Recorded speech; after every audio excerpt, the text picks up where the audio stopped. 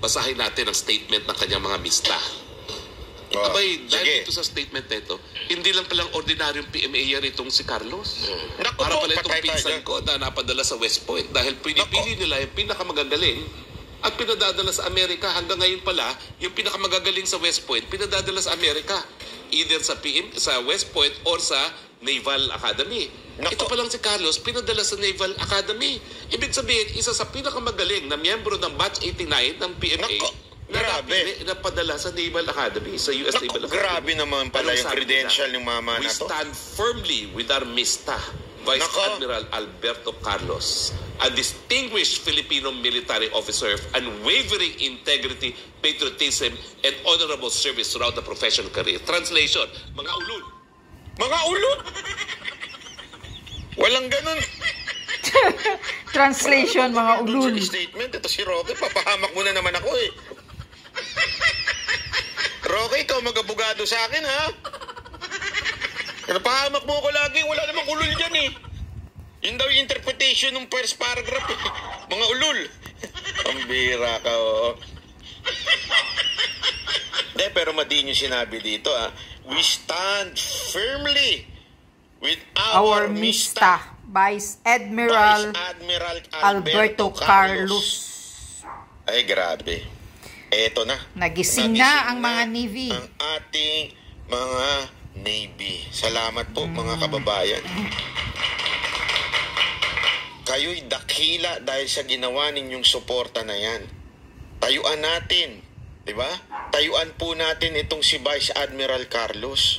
Yan, kasi nilaglag. Alam mo, hindi ito magsasalita kung wala ho silang alam. Matindi ho itong sinabi nilang to. Hindi ho yan sila magsasalita kung hindi nila alam na nilaglag ho itong kanilang Mista. Nagising na. Finally, palakpakan. Nagising na po. Patay tayo dyan. Ayan. Buti nga walang sa ano dyan. We, the PMA Makatao Class of 1989, we stand firm with our witness Morales. Ay, hindi pala. Sorry. With our Mista Vice Admiral Alberto Carlos. Distinguished Filipino military officer. Do you see the logic now? Do you see my point now? Kasi ang daming nagalit sa akin nung sinabi ko itong punto kunto eh. Dami nila nagalit sa akin. Hindi, ano ka lang, inggit ka lang. Oh, di ba? Ito hindi ho. Ito yung sinasabi ko eh. I told you so. This issue ang gigising sa mga kababayan nating sundalo. This time, Navy. Ito ho, nagigising na ho sila. Tanungin ko kayo.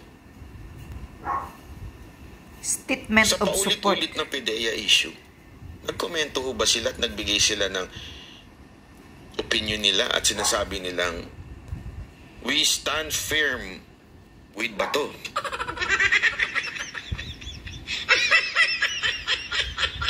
Hindi ko sinasabing minamalit ko yung mga kababayan ni Bato o yung mga Mista ni Bato. Pero they know kasi. They know na it's about politics.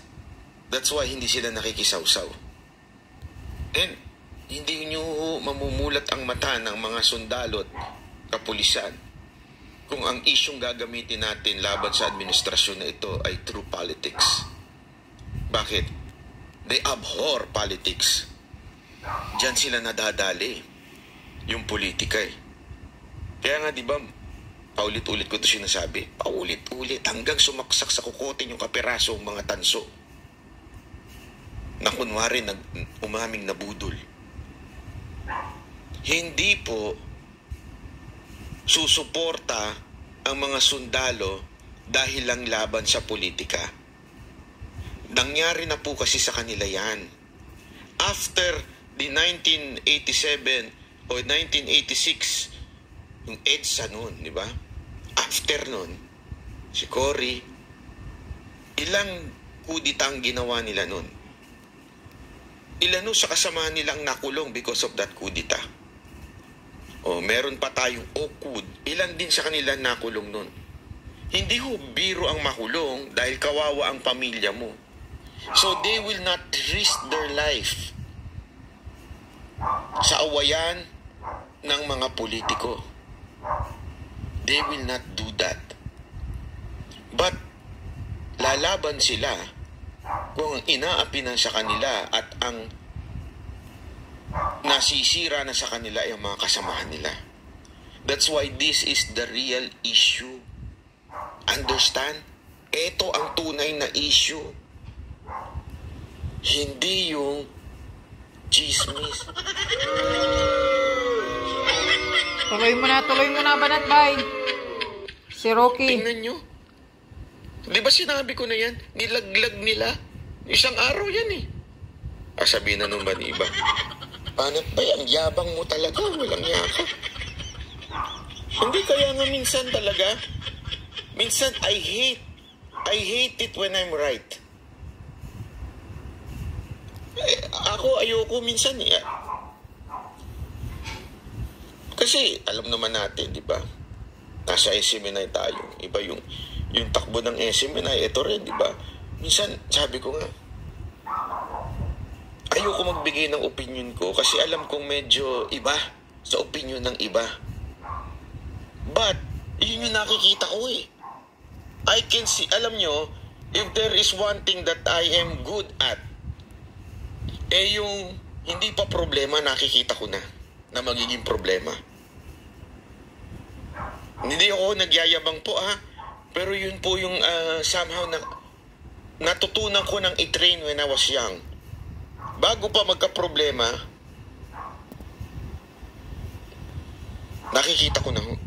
Nakita ko na ito na mangyayari ho ito. Mangyayari ho ito dahil sa paglaglag nila sa mga sundalo. Di ba? Kitang-kita na ho natin yun. Hindi para magsinungaling ang aming classmate na talagang naniniwala kami sa kanyang pagkatao. Huwag niyong gawing sinungaling ang aming classmate. Pinayagan niyong pumasok sa... Sabi nito, ang dating tuloy, diversionary tactics ang PIDEA. Di ba sinabi ko na yung paulit-ulit? Diversion yan. You know why? Because they know na walang nangyari noong 2022 sa issue ng drugs o drug addict si Marcos. It was not effective on the year 2022, so it will not be effective now. That's why they are using the same issue. And who is that naggumagawa ng ganyang issue? Saan galing? Bago nagsalita si Pangulong Duterte ng bangag ang ating presidente, saan muna nanggaling yan? Sa isang dating diehard loyalist na kuno ngayon ay anti-Marcos na. At ang daming nagalit sa akin nung sinasabi kong isang Trojan horse yan. Maniwala kayo, malayo pa lang naaamoy ko na yan. Malansa.